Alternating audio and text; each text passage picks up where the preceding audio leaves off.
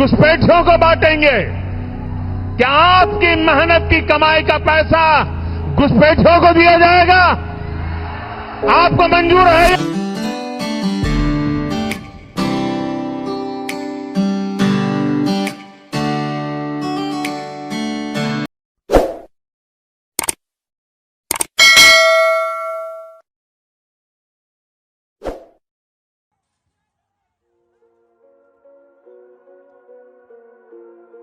Hubungan kelompok Islam dan Hindu di India semakin panas menjelang pemilihan umum.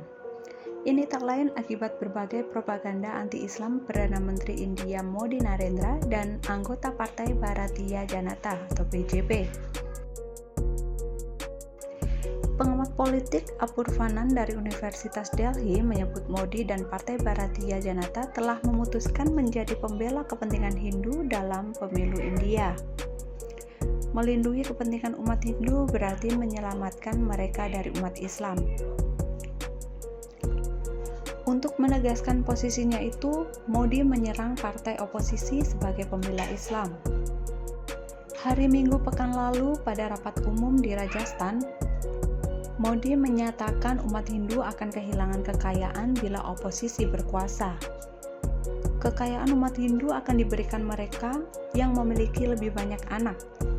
Modi juga menyebut komunitas Muslim sebagai penyusup sehingga menimbulkan kemarahan masyarakat. Modi memang tak secara langsung mengatakan Islam atau Muslim. Apurvanan menyebut Modi sebagai ahli bersiul anjing yang menguasai cara menghina, mengejek, dan menyerang umat Islam tanpa mengucapkan kata Muslim.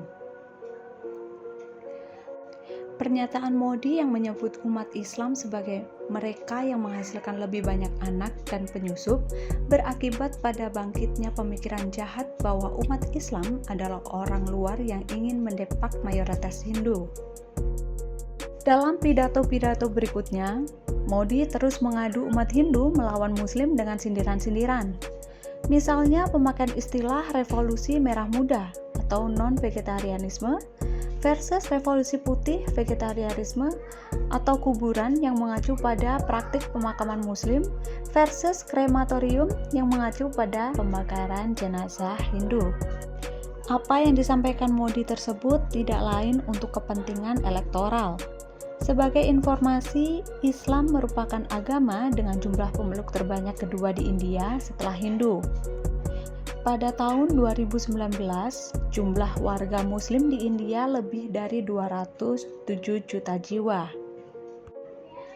Lembaga Pew Research Center memperkirakan pada kurun tahun 2020 hingga 2030, populasi Muslim di India tumbuh 16,7% atau sekitar 35 juta jiwa. Pada 2050, India akan menjadi negara dengan penduduk Muslim terbesar di dunia, yaitu 310 juta jiwa. Sementara itu, jumlah pemilih terdaftar tahun ini sebanyak 970 juta. Rata-rata tingkat partisipasi pemilih dalam pemilu India dalam 2 pemilu terakhir adalah 67%. Dengan populasi sebanyak itu, suara Muslim tidak bisa diabaikan. Untuk menyolidkan suara pemilih Hindu, Modi menggunakan sentimen anti-Islam dalam kampanye-kampanyenya. Menurut Apurvanan, Modi sedang memainkan permainan yang berbahaya. Sang Perdana Menteri mencoba mengubah pemilu menjadi perang antar umat Hindu dan Muslim. Hal ini diperkuat dengan fakta bahwa BPJ secara terbuka menyebut diri sebagai partainya umat Hindu. Tidak salah jika disimpulkan bahwa Modi merasa hanya membutuhkan pemilih beragama Hindu. Manuver Modi dan BJP tersebut, menurut Apurvanan, dipicu perasaan putus asa sebagaimana banyak disampaikan para analis. Sejauh ini, BJP belum menerima dukungan yang diharapkan pada pemilu tahap pertama.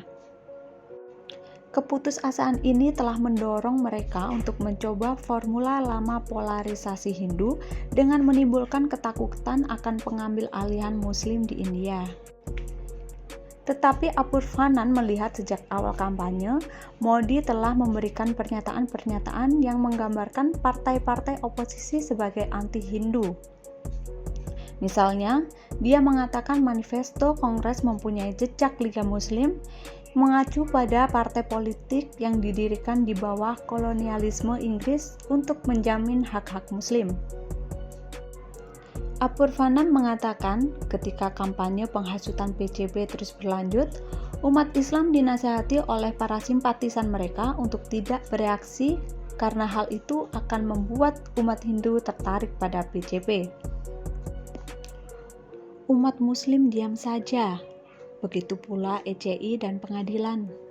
Dalam keheningan yang memekakan telinga ini, kami berduka atas matinya demokrasi di India, kata Apurvanan.